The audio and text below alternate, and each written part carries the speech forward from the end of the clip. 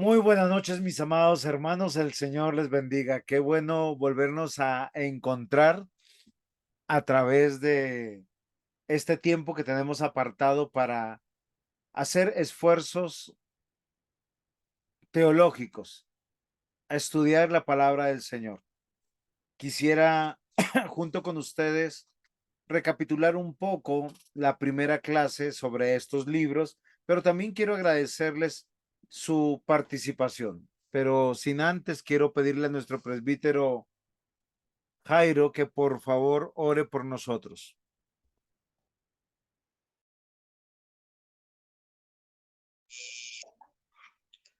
Sí, pastor. Señor, damos gracias por mostrarnos, Señor, que tienes el control de todas las cosas. Y mostrarnos, Señor, que si en esta noche podemos reunirnos, Señor, es porque tú permites que así sea. Agradecemos, Señor, la disposición que ponemos cada uno de nosotros, o que tú pones en nosotros para escudriñar tu palabra y saber que es confiable, Señor, que todas las promesas reveladas en ellas son para nuestro sustento, para nuestro consuelo y para nuestra confianza, Señor, saber que tú estás gobernando todas las cosas. Te agradecemos por las clases de MINS, por el pastor, el maestro, Señor, que nos enseña a través de estos estudios la forma en cómo tú obras a través de la historia, dándonos a conocer en el Antiguo Testamento tu obra que se aplica para nuestra vida en este momento. Señor, te pedimos que tú obres también a través de tu palabra en medio de nosotros y que el conocimiento que nos das no solamente nos permita confiar, sino que sea para la bendición de quienes nos rodean, que podamos dar testimonio, que podamos hablar con denuedo y predicar tu palabra, que ese es el propósito que tienes para con cada uno de nosotros, que no nos quedemos con el conocimiento, sino que lo llevemos hasta lo último de la tierra, según tu mandato.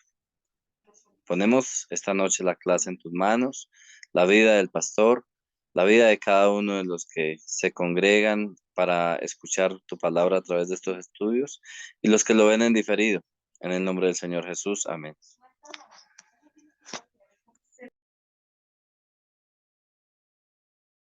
No tiene micrófono, pastor.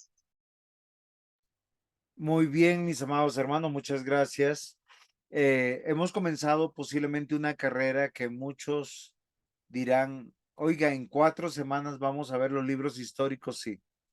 Pero yo quisiera que cuando nosotros nos acerquemos a leer los libros históricos, le pidamos al Señor que nos dé sabiduría. ¿Por qué razón? Porque uno de los libros más difíciles de leer después de Números son los libros históricos.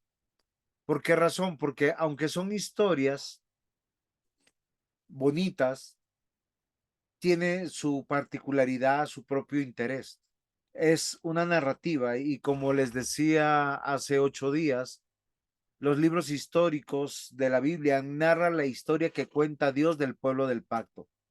Siempre que usted se acerque a cualquiera de los libros históricos, usted tiene que comprender algo. Esto es lo que Dios ha querido contarnos de su pacto, del pueblo del pacto, desde la conquista de Canaán hasta el exilio en Babilonia. Es así, estoy retomando las primeras diapositivas de la semana pasada y rápidamente yo le rogaría que no tomaran notas aquí ni capturas porque las primeras diapositivas que nosotros tenemos tienen que ver con la clase pasada. Yo les voy a avisar cuando entramos a la siguiente clase. Y quisiera que a través de lo que nosotros ya hemos aprendido en este énfasis que tenemos este año, que tiene que ver con el Antiguo Testamento, veamos la estructura que Dios le da a su palabra. Los 5 primeros libros de la Biblia nos habla de la ley o de la Torá. Son las órdenes, los mandatos que Dios nos da para nosotros. Cuando digo nosotros es su pueblo. Luego nosotros tenemos los libros sapienciales, no en el orden cronológico como nosotros tenemos. Nosotros tenemos el Pentateuco y en nuestras Biblias lo que siguen son los libros históricos. Porque los libros históricos nos van a hablar del establecimiento, la formación del reino de Dios de manera real. O sea, ¿qué es lo que Dios nos está diciendo? Esta es la construcción de mi reino. Solo que tiene una particularidad. Este reino establecido simplemente es una sombra muy pálida de lo que el Señor está queriendo reflejar en lo que será el reino sempiterno y establecido de nuestro Señor Jesucristo. Porque posteriormente al reino establecido en la tierra, ¿sí? El que estamos diciendo, el que está contado en la Biblia, vienen estos libros sapienciales o los libros poéticos. Y es la explicación, el propósito. Dios nos dice cómo nos debemos conducir, cómo debemos vivir los que estamos dentro del reino de Dios. Y queridos hermanos, esto no es una sugerencia, porque nosotros hemos caído en esa distorsión que hoy hay en medio del pueblo de Dios, que han reducido la vida cristiana a una expresión litúrgica y no como Dios la ha revelado a lo largo de toda su palabra. O tú vives para Dios o vives en contra de Dios. Y la expresión litúrgica es parte de la vida cristiana. El cantar, el orar y el escuchar la palabra de Dios o predicar la palabra de Dios es parte de la vida cristiana, pero no es el todo de la vida cristiana, porque el todo tiene que ser Dios me está gobernando. Y yo quisiera que nosotros consideráramos que toda narrativa histórica tiene una introducción, un desarrollo y una conclusión. Y la historia comienza, como yo les dije, en Génesis 49, versículos 8 y 10, cuando Dios nos promete que va a haber un trono. Si va a haber un trono, que no será quitado el cetro de Judá, ni el legislador de entre sus pies. Obviamente que estamos hablando de un reino permanente, perdurable, y no tiene que ver con Israel ni con Judá. ¿Por qué razón? ¿Se acuerdan que esta promesa está en el contexto cuando no existía el pueblo israelita o el pueblo hebreo? ¿Preguntas hasta aquí?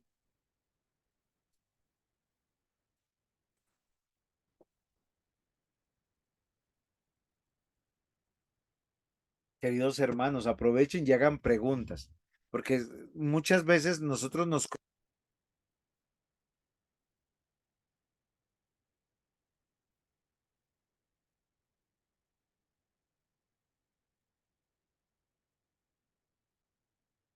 Pastor, ¿no se le está escuchando? Cuando usted, gracias Nata, cuando ustedes leen los libros históricos, pregunto, ¿ustedes encuentran el plan de Dios, encuentran la historia de Dios? Yo quiero que ustedes sepan que los libros históricos nos narran que hay un plan, hay una historia, hay un propósito y está el gobierno teocéntrico de Dios. Yo quisiera que nosotros consideráramos claramente lo que en la primera clase yo les quise compartir, que Dios es soberano y providente. Y cuando nosotros hablamos de esto, es que Dios nos está diciendo cuáles son nuestras raíces y ascendencias. Hoy o vivimos dentro del reino de Dios o vivimos fuera del reino de Dios. Hoy muchos que se llaman cristianos solo viven pensando en el momento litúrgico, mas no viven en la plenitud de la presencia de aquel que está sentado en el trono. Eso es Cristo gobernando nuestras vidas.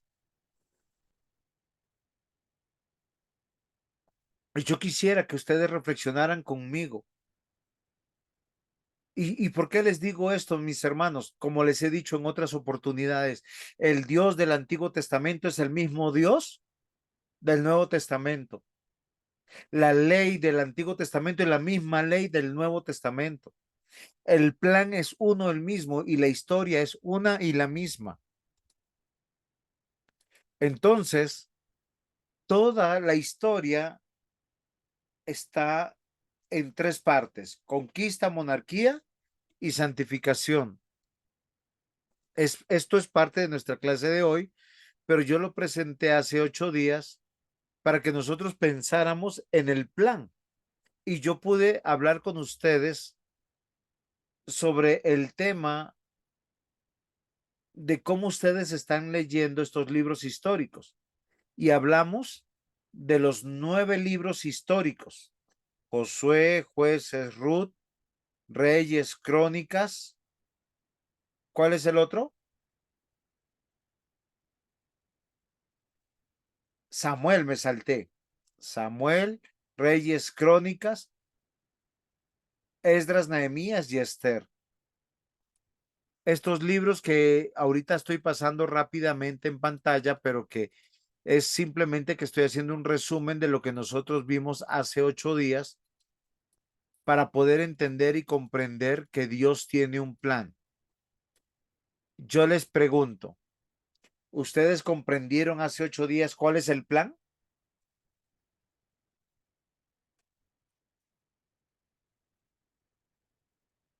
Ya les hice un pequeño resumen. Sí, claro, es el plan de la redención. Sí, muy bien, Natica. Ese es el plan de la redención en términos generales de toda la Biblia. Pero los libros Pastor, no fui históricos yo, que... Pastor, no fui yo, fue creo que Alice la que contestó. Ah, sí, Alex, perdón. Pero Nata, está bien, pueden participar las dos. Alex, no es solamente el plan de la redención, sino lo que yo quiero que nosotros comprendamos, que particularmente los libros históricos nos están contando que hay un plan específico, un plan que nosotros, ustedes encuentran ese plan cuando leen estos libros que son importantes, ¿están comprendiendo eso?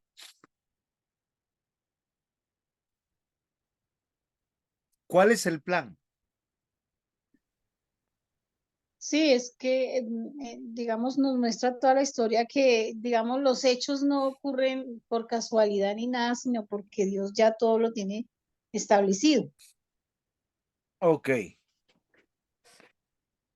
Dios en su infinita misericordia para que nosotros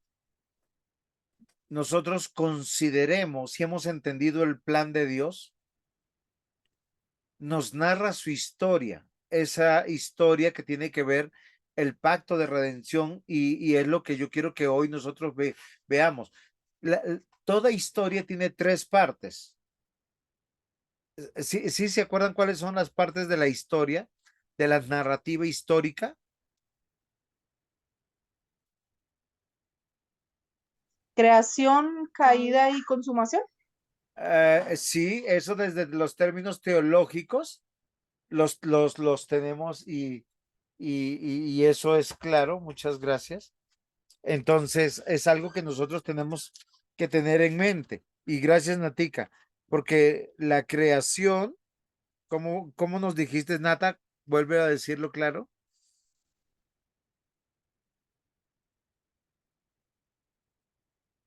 Hello. Sí, Pastor, qué pena. Tú No, dijiste no. creación, Sí, caída y consumación. caída, cruz y consumación. Ajá, sí, estaba echando cabeza que me faltaba una, sí, señor. Muy bien. Esa es la parte de la historia. Pero lo que yo les enseñé hace 8 días es que toda narrativa tiene una introducción, un desarrollo y una conclusión.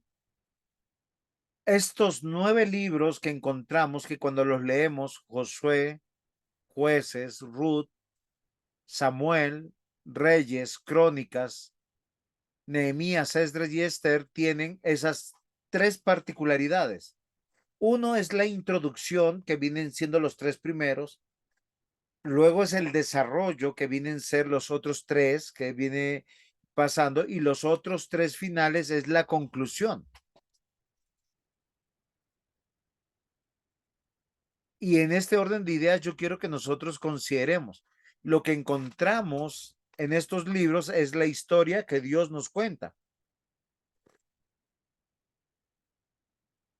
Y yo quiero que nos hagamos una pregunta. ¿Por qué Dios nos cuenta esta historia? ¿No es lo mismo que estamos viviendo hoy en día? Dos reinos, dos pueblos, uno que es llamado a la obediencia, a la fidelidad, a la fe, y otro que vive como quiere, como se les da la gana.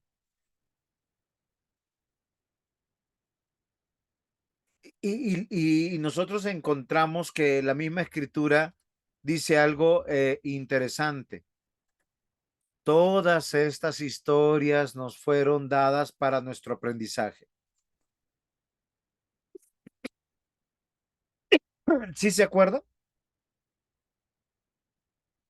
Romanos 15:4 dice, porque todo lo que fue escrito en tiempos pasados para nuestra enseñanza se escribió, a fin de que por medio de la paciencia y del consuelo de la escritura tengamos esperanza. ¿Ustedes creen esto, mis hermanos?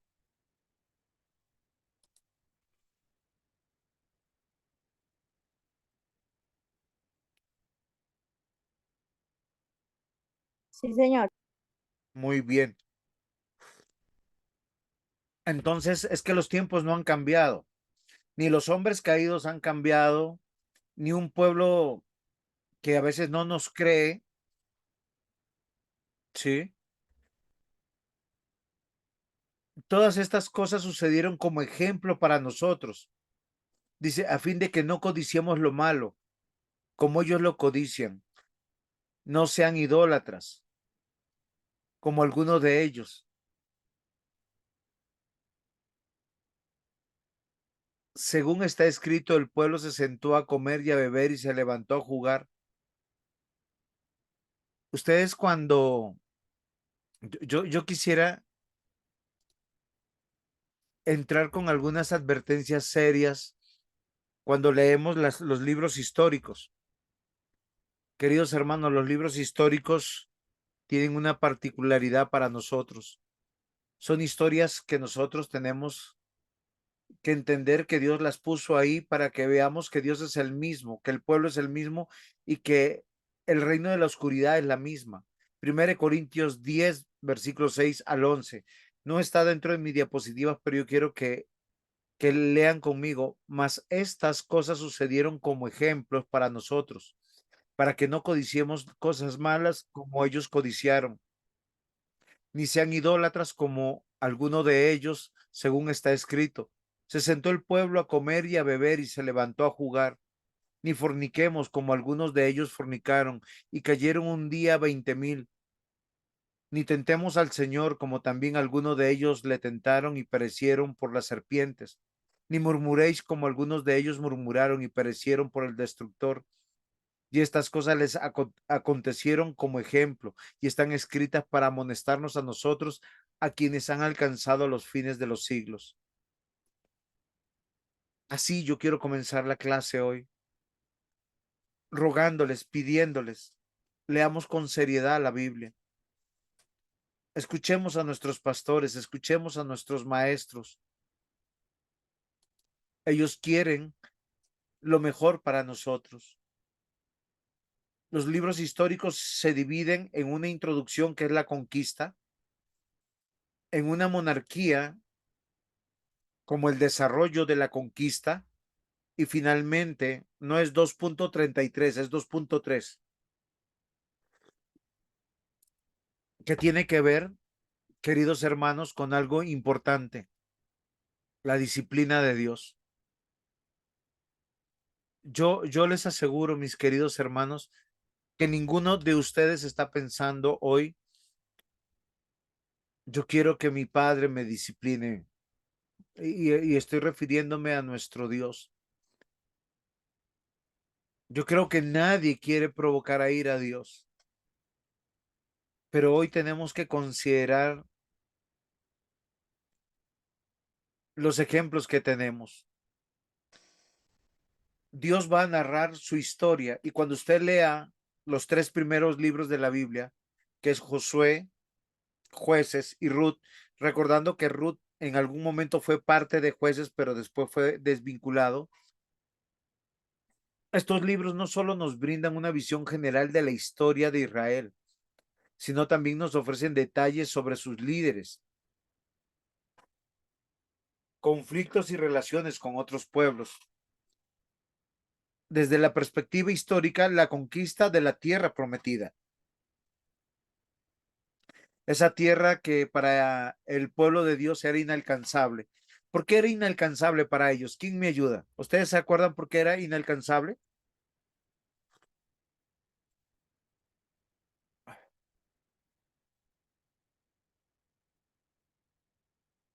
Hello. ¿Por qué la tierra prometida era inalcanzable? Pastor, porque habían gigantes, que es lo que yo entiendo en la lectura de Josué, creo que es en Josué, donde habla Sí. de que mandaron a unos como a investigar, a realizar digamos, a tantear el terreno y se dieron cuenta que era gente muy grande, muy poderosa según ellos. No, y lo eran, Nata. Miren, toda la tierra prometida estaba gobernada y conquistada por sociedades y monarquías mucho más desarrolladas, mucho más poderosas, mucho más ricas, como hoy en día nosotros vemos que está el mundo. Pero Dios le dio órdenes a su pueblo, principios de cómo ser parte del reino de Dios. Y, y yo quiero partir de algo muy importante que manifiesta la escritura. ¿Por qué razón? Porque no es nada nuevo. Génesis capítulo 1, 28 les dijo, y los bendijo Dios y les dijo, fructificad, multiplicad, llenad la tierra y sojuzgadla, y señorear en los peces del mar, en las aves de los cielos, en todas las bestias que se mueven sobre la tierra. Yo quiero que me ayuden. ¿Esta orden fue solo para Adán y Eva? No, pastor.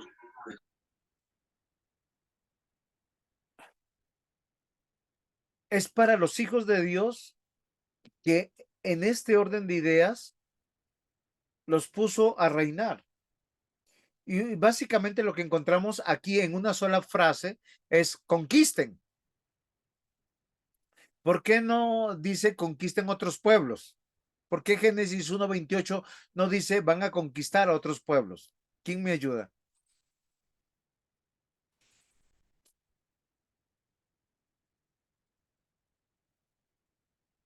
Pastor, qué pena, repite eso último, la pregunta. ¿Por qué Génesis 1:28 no dice conquisten otros pueblos?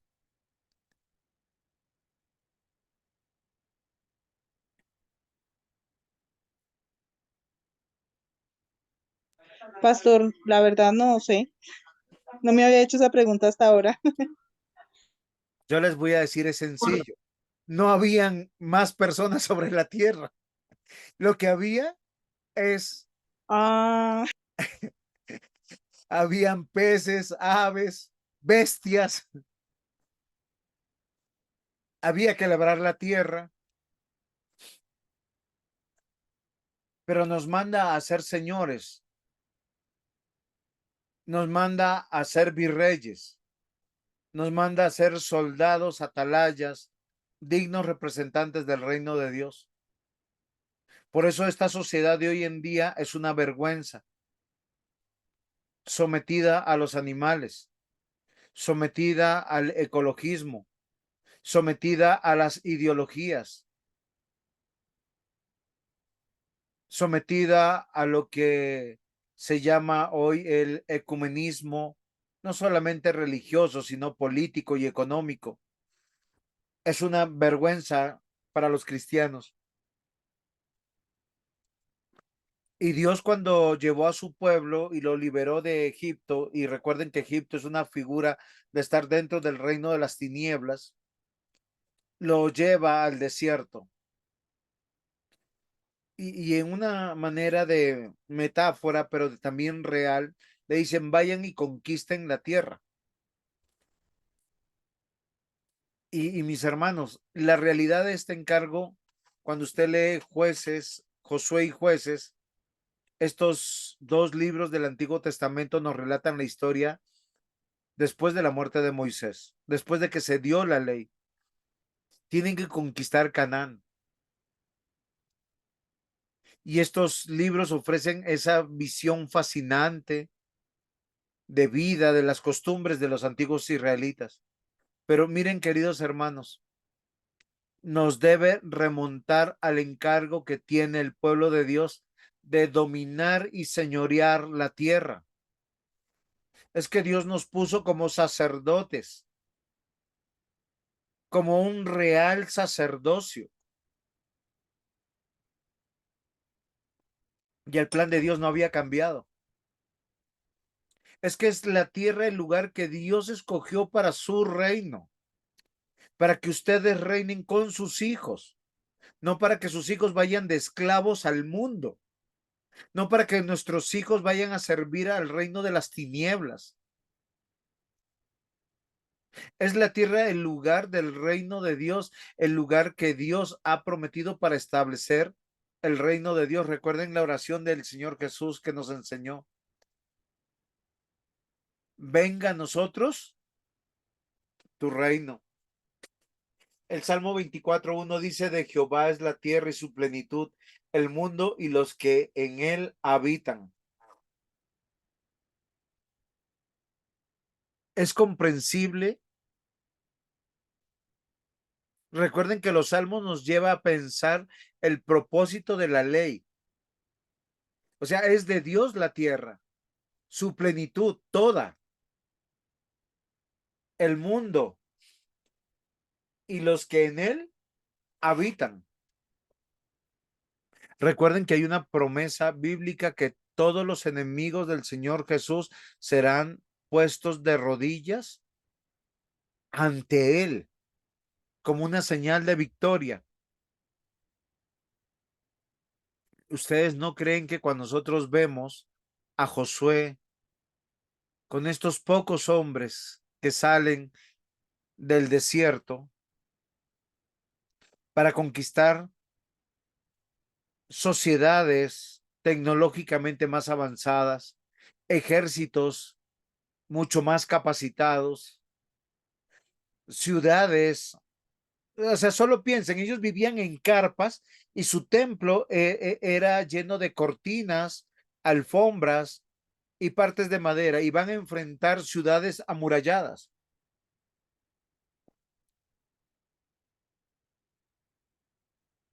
Y Josué debe liderar la conquista de Canaán. Y el libro de Josué comienza con la muerte de Moisés, como les había dicho. Pero ¿saben por qué todo esto sucede? Porque Dios nos muestra, y yo quiero que usted lo vea de esta manera, porque eso es lo que nos cuenta, el juicio para aquellos que han usurpado la tierra y se han negado a la adoración al Dios verdadero. No solamente han tomado la tierra, sus vidas son a su manera y, y han creado y sirven a otros dioses. Tal vez de esa manera, cuando nosotros vemos el encargo que Dios le dice a Josué, van a entrar, van a conquistar, no van a tomar nada de esos pueblos, ni sus animales, ni sus mujeres, ni sus niños, ni sus costumbres.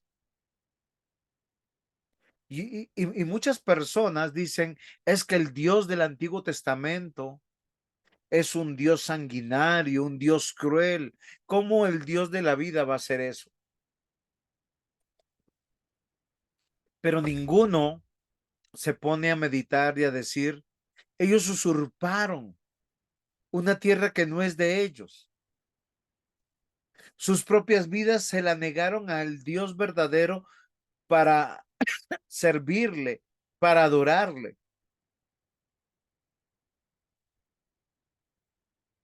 Y espero cuando vuelvan a leer Josué, se den cuenta de la firmeza de Dios. Dios no está diciendo, ay, pobrecitos. Y es que ellos fueron primos hermanos de ellos o parientes de ellos. Ustedes se acuerdan que hay muchos que son parientes de los israelitas que están en esa tierra. ¿Recuerdan algunos parientes de ellos? ¿Quiénes son?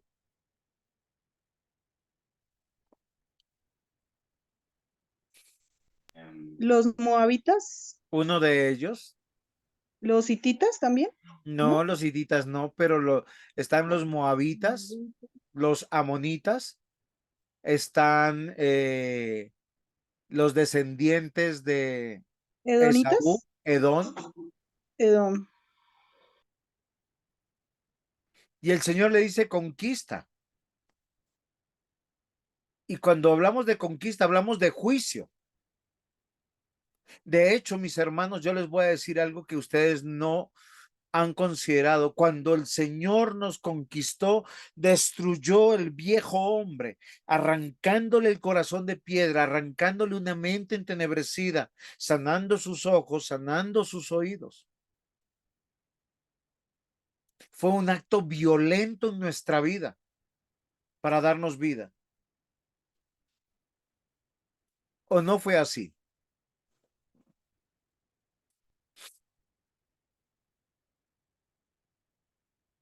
Después del momento de Josué, el pueblo de Dios no ejecutó el plan como se le debía.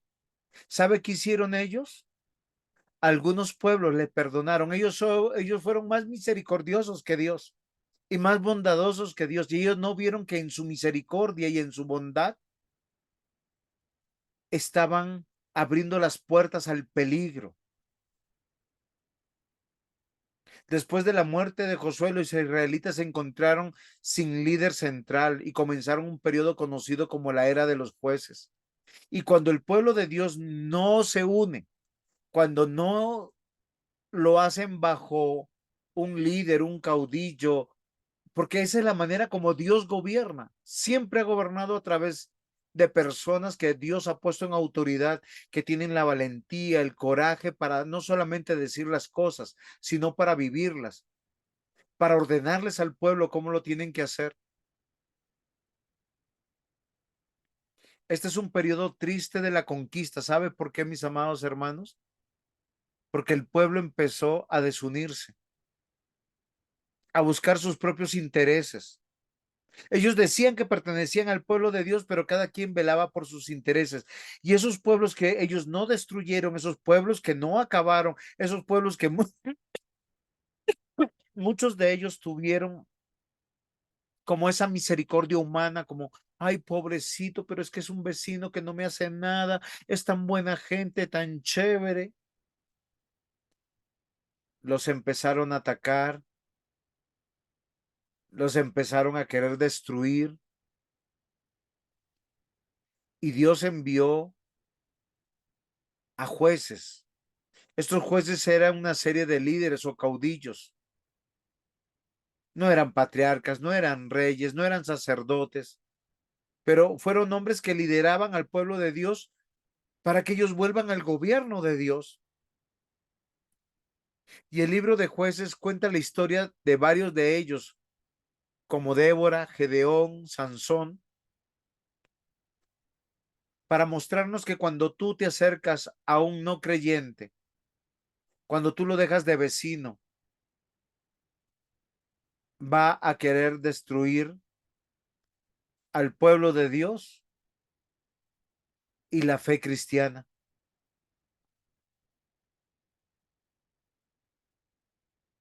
La conquista nos quiere dar a entender la importancia que somos el pueblo de Dios, pero Él requiere de nosotros la fe y la obediencia. Y Dios usa a su pueblo demandando de ellos fe y obediencia. O sea, ¿qué quiere decir? Que tenemos que creerle a Dios, conocerle a Dios, confiar en Dios y abandonarnos a su cuidado. Y si usted lee con cuidado Jueces junto con Josué y los tiempos de Ruth, es tan fácil desviarnos de lo que Dios nos llama a hacer. En Jueces se muestra cómo la infidelidad, la idolatría de los israelitas llevan a la opresión por parte de los enemigos. ¿Saben? En mucho de estas historias de los jueces se van a dar cuenta cómo las familias de los creyentes se mezclan con los no creyentes, cómo se negocian, cómo se abren las puertas, posiblemente con buenas intenciones, pero aquellos que son no cristianos se levantan como enemigos a traer opresión al pueblo de Dios. Y mientras que Dios pide el arrepentimiento y el regreso a la fe a través de estos jueces, porque a veces había un solo juez en Israel, otras veces habían 2, 3, 4 jueces al mismo tiempo, pero ellos eran levantados para que ellos entendieran que la causa de Dios está por encima de la empatía, por encima del ecumenismo, por encima de querer ser más misericordiosos y perdonadores que Dios.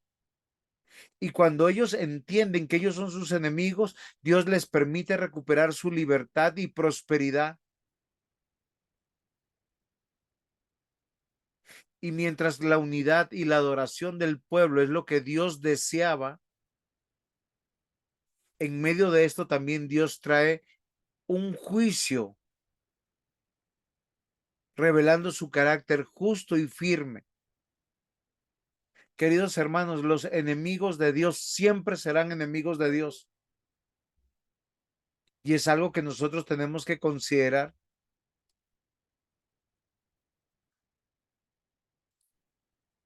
La conquista es manifestada en los libros de Josué y Jueces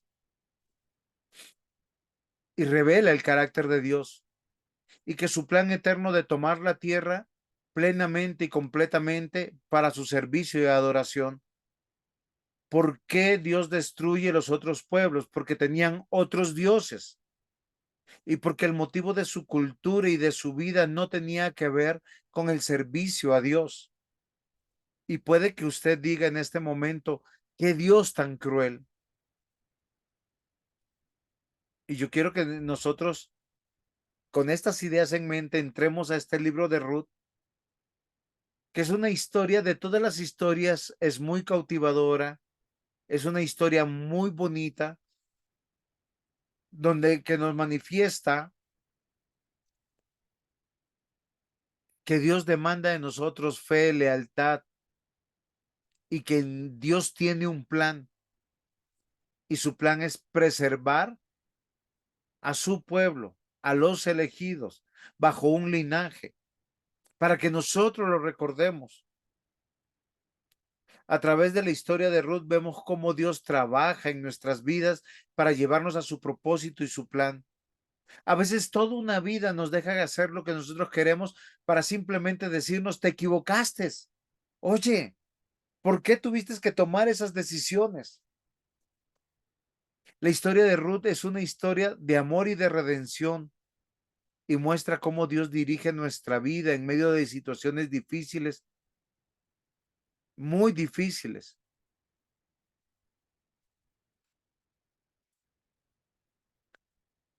Libro de Jueces y de Ruth falta en este texto. Josué, Jueces y Ruth manifiesta una realidad de los propósitos de Dios que están seguros. Dios gobierna el universo entero, sus planes, sus propósitos perfectos siempre se cumplen y nunca pueden ser frustrados. Su reino es supremo y yo les voy a decir, y es coherente con su carácter. Amados hermanos,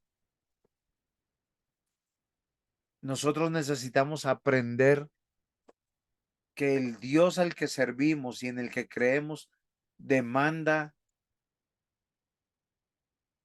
toda nuestra fe y toda nuestra obediencia absoluta, y Él no comparte su gloria con nadie.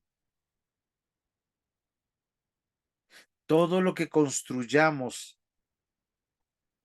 en contra de su plan, de sus principios, vamos a ver que no va a fructificar y que todo saldrá conforme al plan de Dios. Job 42:2 dice, yo conozco que todo lo puedes y no hay pensamiento que se esconda de ti. Salmo 33:11, el consejo de Jehová permanecerá para siempre, los pensamientos de su corazón por todas las generaciones. Daniel 4:35, todos los habitantes de la tierra son considerados como nada, y él hace según su voluntad en el ejército del cielo, en los habitantes de la tierra, y no hay quien detenga su mano y les diga, ¿qué haces? ¿De qué lado se encuentran ustedes, mis hermanos, cuando leen los libros históricos? ¿De los que están conquistando o de los conquistados? Porque los que Dios va a conquistar son raídos de la tierra, porque son llamados a juicio. Es la soberanía de Dios, de nuestro gran Dios, la que se ve claramente en la historia de Ruth. Él guió cada uno de sus pasos para hacerla su hija y cumplir un plan para convertirla en una antecesora de Jesucristo. Ella viene a ser pariente del Señor Jesús. Y Dios sacó a Elimelech, a Noemí de Belén, bajo su dirección. Ellos sufrieron todas las consecuencias de sus errores, de sus pecados. Malón y Queleón, que eran sus hijos, se casaron con mujeres que no debieron haberse casado, pero con todo vemos la misericordia de nuestro Dios, que hay una monita en el linaje de Jesús. De la misma manera, nosotros tenemos la seguridad de que Dios tiene un plan para cada uno de nosotros, así como con Noemí y con Ruth confiaron en Él para su provisión, también debemos hacerlo nosotros. Recuerden algo, Dios nos llamó a conquistar, no a ser conquistados, a dominar, a señorear, a sojuzgar toda la tierra. Es así que pasamos a la etapa de la monarquía. ¿Para qué se tenía que conquistar la tierra? No era solamente para manifestar un pueblo bajo el gobierno de Dios. Nosotros hemos estudiado, perdón, que aquí no está ahora sí, está la diapositiva correcta. Nosotros hemos estudiado claramente, mis hermanos, que el propósito de la monarquía era de Dios y no del pueblo. Génesis 49, versículos 8 y 10 dice, Judá te alabarán tus hermanos. Jacob está pronosticando sobre su cuarto hijo. Judá te alabarán tus hermanos, tu mano en la cerviz de tus enemigos. Desde ya se dice que se levantan aquellos que están como enemigos. Los hijos de tu padre se inclinarán a ti. Cachorro de león, Judá, de la presa subsiste, hijo mío. Se encorvó de hecho como león, así como león viejo. ¿A quién lo despertará? ¿Quién lo despertará? No será quitado el cetro de Judá, ni el legislador de entre sus pies, hasta que Silo, y a él se congregarán los pueblos. Dios manifestó que habría una monarquía, que hay un orden. Dentro del pueblo de Dios hay personas que se les da poder y autoridad para que dirijan al pueblo de Dios y cuiden al pueblo de Dios. Sí, Si usted está pensando y diciendo, pero pastor, son siervos, sí, estos hombres son siervos de Dios, con poder y autoridad dadas por Dios, y Dios les demandará a ellos cuentas. Cuando nosotros vemos Génesis capítulo 2, versículos 1 y 2 dice, y 3 creo, no, sí, 3. Fueron pues acabados los cielos y la tierra y todo el ejército de ellos. Y acabó Dios el día séptimo la obra que hizo y reposó el día séptimo de toda la obra que hizo. Y bendijo Dios al día séptimo y lo santificó, porque en él reposó toda la obra que había hecho en la creación. ¿Qué quiero que ustedes puedan ver conmigo en estos dos versículos? Dios puso al hombre en su jardín, el Edén.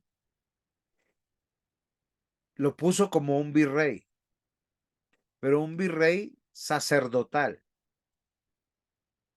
proféticamente hablando y entendiendo esto.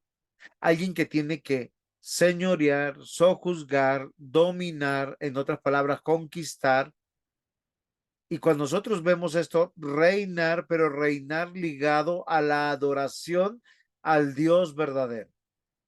Y este plan no ha cambiado con la monarquía. La monarquía bíblica es un tema de gran importancia en la historia y la cultura del propósito de Dios. El contexto histórico, lo que estamos viendo acá arriba, y religioso nos revela la realidad de la razón del pueblo de Dios, estar gobernado por Dios, y la razón de la adoración de aquellos que se reúnen bajo su cobijo. ¿A dónde yo quiero llevarlos? Queridos hermanos, Dios reveló una familia real porque hay un linaje real. Dios puso al hombre, si usted se da cuenta, mire allá arriba, donde dice investigación, Dios puso al hombre como virrey en la tierra y su vasallo para dar orden de autoridad. El mismo Señor Jesús nos puso su ejemplo. Él, cuando entró al templo, sacó a aquellos que estaban mal dentro del templo. ¿Cómo lo sacó? Con látigo. Les tumbó las mesas, le dijo, mi casa será llamada casa de oración.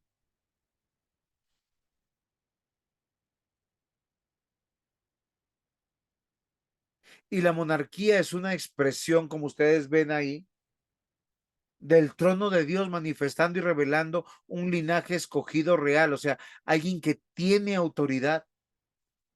Primera de Crónicas 17, 11 al 14. Y cuando sus días serán cumplidos para irte con tus padres, levantaré descendencia después de ti, a uno de entre tus hijos, y afirmaré su reino, y él me edificará casa, y yo confirmaré su trono eternamente. Yo le seré por padre, y él me será por hijo, y no quitaré de él mi misericordia, como la quité de aquel que fue antes de ti, sino que lo confirmaré en mi casa y en mi reino eternamente, y su trono será firme para siempre. Si usted se da cuenta, Dios está dándonos a entender algo extraordinario. La monarquía es el linaje que se está cuidando a causa de Cristo, y usted lo sabe. Pero también es una monarquía que nos debe ligar al templo. Y son dos cosas permanentes. Un trono permanente de adoración, y esto es un rey que hay que adorar y servir. No estoy hablando de la monarquía como hombre, estoy hablando de Cristo sentado en el trono. Y es lo que Dios nos ofrece. Dice que cuando Él venga, habrán cielos nuevos y tierra nueva, y el Señor estará en medio de nosotros. Queridos hermanos, desde un punto de vista teológico, la monarquía bíblica tiene un significado profundo, ya que el rey era visto como un ungido de Dios. el Mesías, el Cristo, el ungido de Dios, elegido para gobernar con justicia y sabiduría. Era quien va a heredar, perdón, el reino sempiterno. Y esta idea refleja en varios salmos y profecías del Antiguo Testamento. El papel del rey en la fe también era importante, ya que se esperaba que promoviera la adoración y la obediencia a Dios. Los reyes eran responsables de construir templos y ofrecer sacrificios, así como mantener la ley y el orden en la sociedad. Dos cosas que no se ha cambiado, dos cosas que desde el púlpito todo buen pastor bíblico demanda: vivan y sirvan a Cristo. Y no solamente es el domingo, queridos hermanos, es como padre, como madre, bueno, como padre a los varones, como madre a las mujeres que tienen hijos, como en el rol de cónyuge, a los que son esposos como esposos, a las esposas como esposas, y todos miembros del reino de Dios. Apreciados hermanos, cuán maravilloso es mirar la escritura. Segunda de Crónicas 6:16. Ahora pues, Jehová, Dios de Israel, cumple a tu siervo David, mi padre, lo que le has prometido, diciendo: no faltará de ti varón delante de mí que se siente en el trono de Israel, con tal que tus hijos guarden su camino, andando en mi ley, como tú has andado delante de mí. Dios demanda del gobernador que se ponía en el trono de Israel. Recuerden que este trono es para validar el oficio de rey de nuestro Señor Jesucristo, apuntando al reino que el mismo Señor Jesús dijo: mi reino no es de este mundo, que su pueblo tenía que caminar en su ley y que tenía que adorarle. Queridos hermanos, la monarquía es una expresión teológica del pacto de Dios, donde se nos manifiesta que el poder y la autoridad viene de Dios y es un símbolo de gobierno de Cristo sobre su iglesia, sobre su pueblo. Dios se prometió a sí mismo un reino sempiterno, conformado por un pueblo de redimidos por gracia en la persona de Cristo. Sabemos que Adán falló en guardar el pacto, pero Dios reveló su plan de pacto redentivo, ese pacto de gracia, donde gratuitamente aquellos que, como nosotros pecadores, somos llamados a vivir de acuerdo al pacto de las obras, o sea, bajo la ley del Señor, la vida eterna y la salvación a través de la fe en Jesucristo.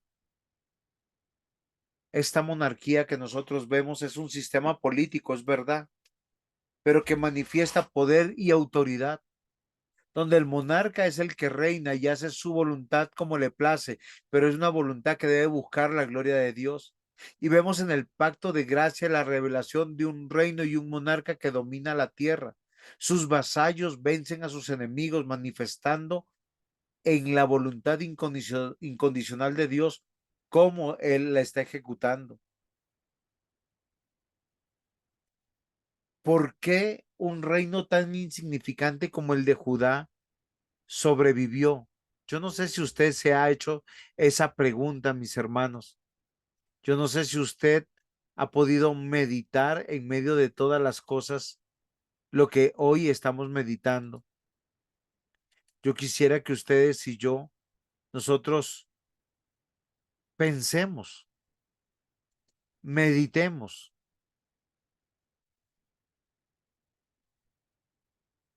¿Lo está haciendo conmigo? Es algo maravilloso lo que el Señor nos está manifestando. Es algo extraordinario. La conquista de esa tierra fue para establecer una monarquía que va a dar validez a ese pacto y a ese ungido que fue enviado como parte de ese pacto. Dios reina. Salmo 146:10. Reinará Jehová para siempre, tu Dios, oh Sión, de generación en generación. Aleluya. Dios reina. Salmo 47:8. Reinó Dios sobre las naciones, se sentó Dios sobre su trono. Es la idea de nuestro Dios y parte de su plan conquistar no solamente la tierra prometida, es conquistar toda la tierra. Recordemos que el reino de Dios es un reino fuera de este mundo. Y la monarquía bíblica revela el reinado de Dios y la exigencia de Dios de lealtad a Dios. Existe por causa del nombre de Dios, o sea, el reino de Dios existe por causa del nombre de Dios, como hoy existe la iglesia. Y también se ha señalado que la monarquía bíblica nos enseña claramente la importancia de la revelación del Mesías y de Cristo. Apocalipsis 11:15. El séptimo ángel tocó la trompeta y hubo grandes voces del cielo que decían: los reinos del mundo han venido a ser de nuestro Señor y de su Cristo, y él reinará por los siglos de los siglos. Es que los libros históricos es apenas el abrebocas del plan de Dios. Génesis 3:22 al 24. Recuerden que la historia que cuenta Dios está en tres áreas: la conquista de la tierra prometida y el juicio a los pueblos que usurparon esa tierra y que no vivieron para él, el establecimiento de la monarquía, de una familia real, de una realeza que tiene que gobernar, donde se manifiesta el poder, la autoridad de Dios, y Dios quiere que nosotros vivamos para él, que su pueblo viva para él y que le adore. Por eso se le encargó la construcción de un templo. Pero cuando no se hace como Dios dice, vino la disciplina en los tiempos de Noé. ¿Por qué? Porque los hombres se casaban, se daban en casamiento, tenían fiesta, la pasaban bueno sin Dios. Eso dice Génesis capítulo 6, versículos 5 y 6, si no me equivoco. Pero esto viene desde antes. Y dijo Jehová Dios: he aquí el hombre es como uno de nosotros, sabiendo el bien y el mal. Ahora pues, que no alargue su mano y tome también del árbol de la vida y coma y viva para siempre. Y lo sacó Jehová del huerto del Edén para que labrase la tierra de que fue tomado.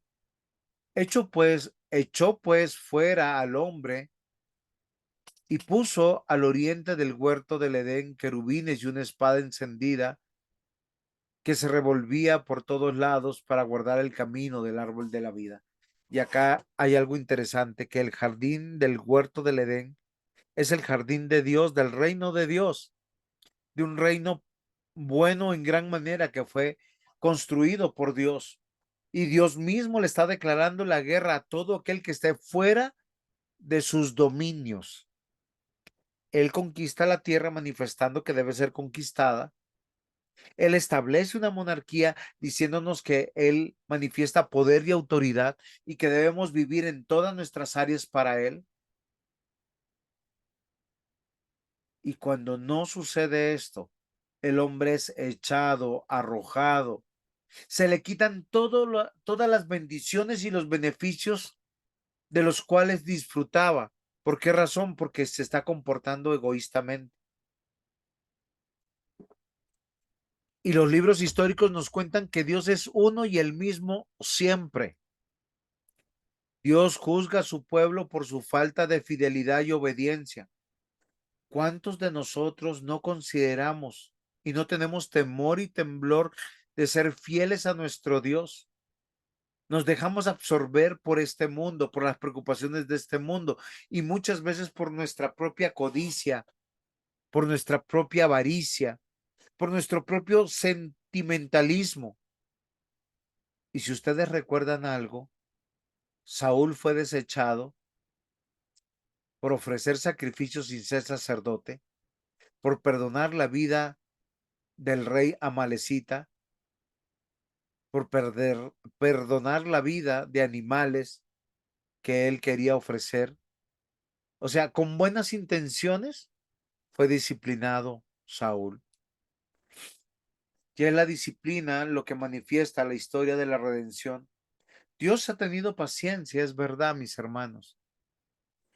Pero el cautiverio o el exilio babilónico se refiere al periodo de tiempo en que la historia de Israel nos manifiesta cómo Dios envía a disciplina a su pueblo. Cuando el pueblo del pacto fue llevado cautivo por el rey Nabucodonosor II de Babilonia. Es un periodo muy importante porque quedó plasmado no solamente en los anales de la historia, sino en el corazón de aquellos que lo vivieron.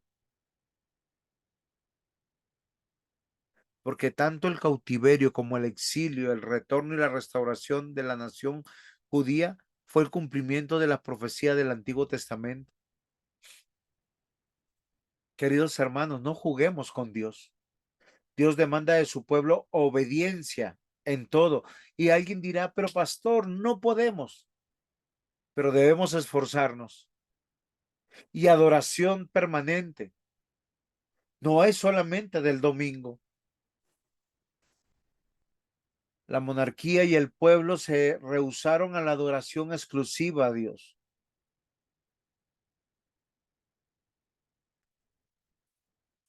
Y de Dios son todas las cosas. Segunda de Reyes 17:41. Así temieron a Jehová aquellas gentes, y al mismo tiempo sirvieron a sus ídolos, y también sus hijos y sus nietos, según como hicieron sus padres, así hacen hasta hoy. ¿Saben por qué vino la disciplina? Cuando nosotros somos personas que creemos que somos más sabios que Dios. Tristemente y lamentablemente, la historia que cuenta el Antiguo Testamento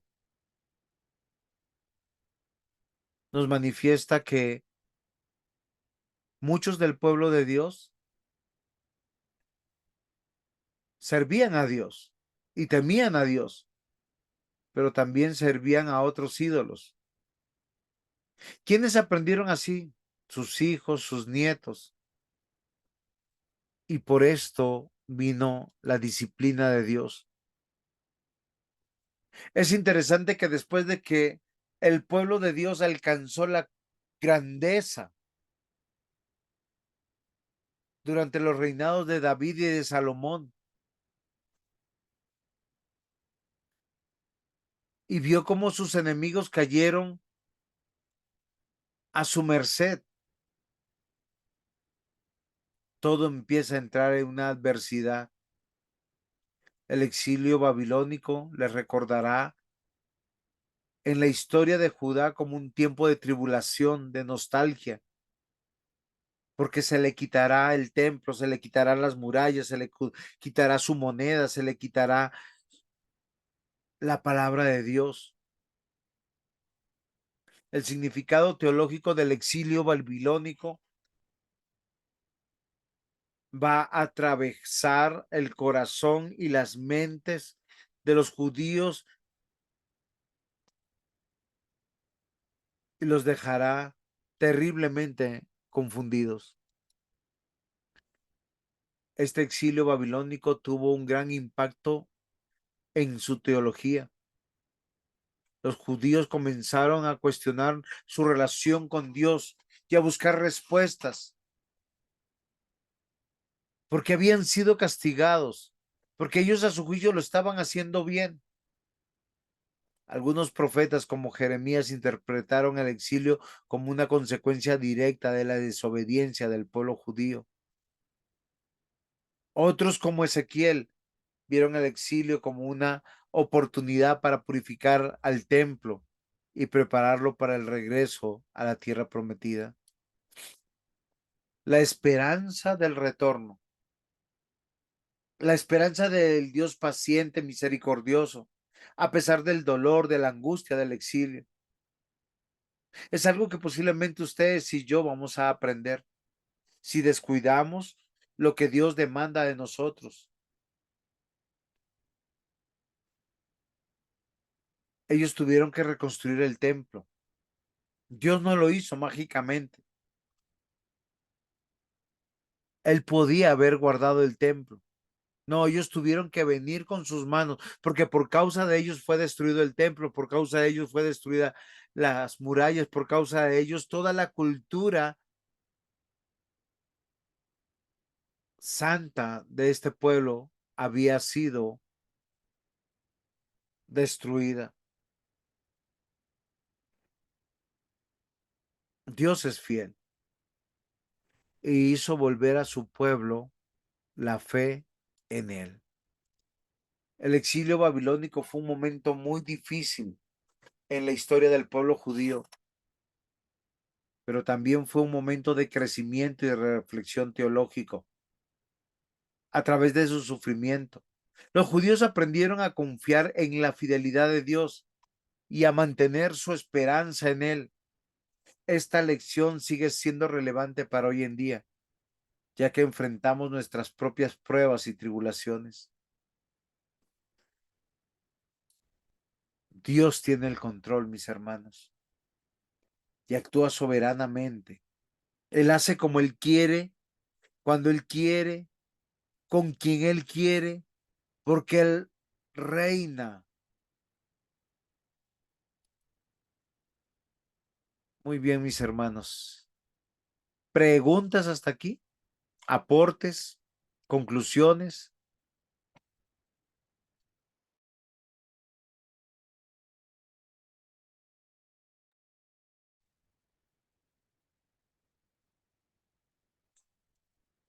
Ajá, ¿quedaron como Condorito?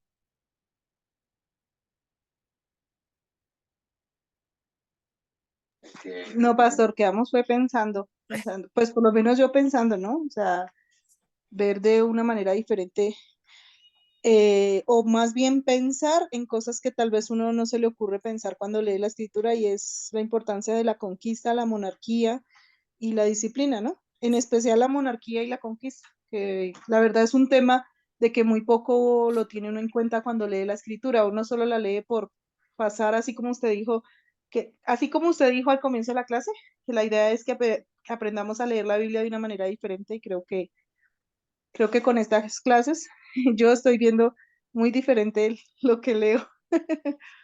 Qué bueno, porque es que Dios dejó, mire, el ser humano no ha cambiado. Los pecados no son nuevos. Dios no ha cambiado. Y a Dios no le tiembla la mano como a muchos padres para disciplinar a sus hijos.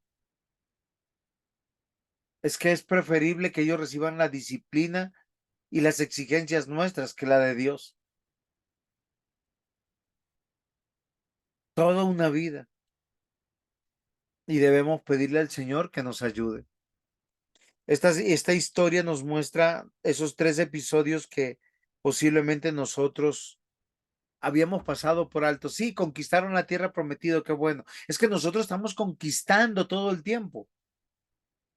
Estamos extendiendo el reino de Dios. ¿Por qué razón? Porque estamos entendiendo que, claro, a nosotros nos gusta esa de segunda de Pedro, donde dice, vosotros sois real sacerdocio, nación santa, pueblo adquirido por Dios. ¿Pero para qué? No ha cambiado. No lo hagamos y vamos a recibir la disciplina de Dios. De hecho, posiblemente muchos de nosotros ya estamos en esa disciplina. Algunos quedamos en iglesia como si estuviéramos en el exilio. O tenemos que estar en iglesias medio paganas, medio babilónicas, que creen cosas raras, nada bíblicas. pero la esperanza es Dios nos va a devolver a su palabra, a su reinado y a la extensión de su reino. ¿Alguien más? ¿Algún otro aporte?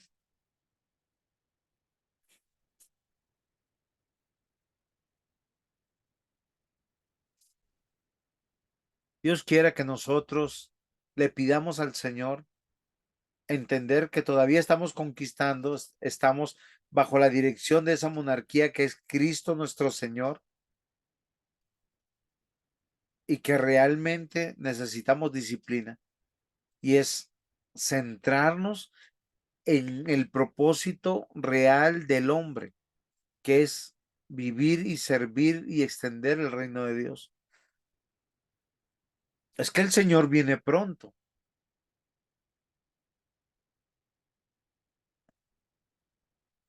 ¿Alguien más? ¿Nadie se anima? ¿Preguntas, aportes, conclusiones? Sería bueno que leyeran esos libros. ¿Por qué Dios llamó a disciplina a toda una monarquía? Porque esos reyes no buscaron la gloria de Dios, buscaron su gloria y les fue mal. Y un rey era peor que el otro. Y el pueblo también se pervirtió y Dios por eso le mandó una disciplina horrible.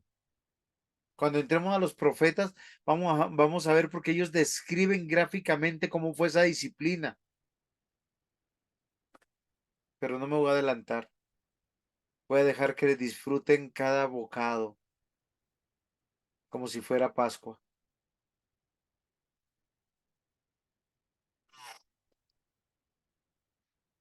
Muy bien, mis hermanos. ¿Algo más?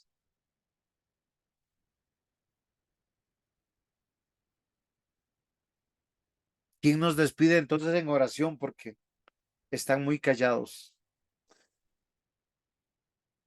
Y yo estoy muy agripado y con mucho dolor de garganta, pero con deseos de seguir predicando.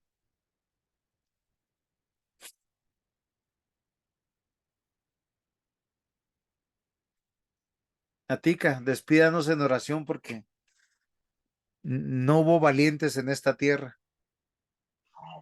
Claro que sí, pastor. Señor Dios, Padre Celestial, nos dirigimos a ti para agradecerte primeramente, Señor, por la vida que tú nos das, Señor, por la vida eterna, esa que no somos merecedores, pero gracias a la obra de tu Hijo Jesucristo, la hemos recibido.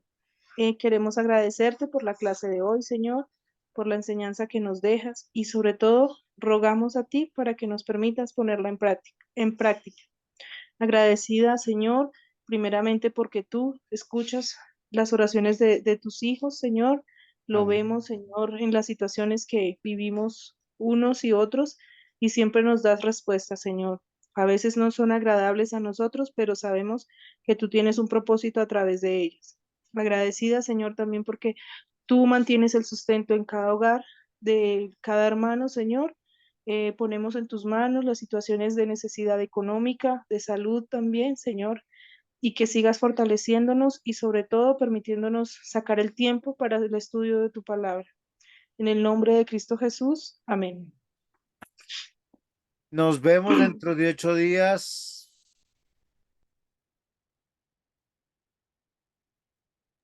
Gracias, bendiciones.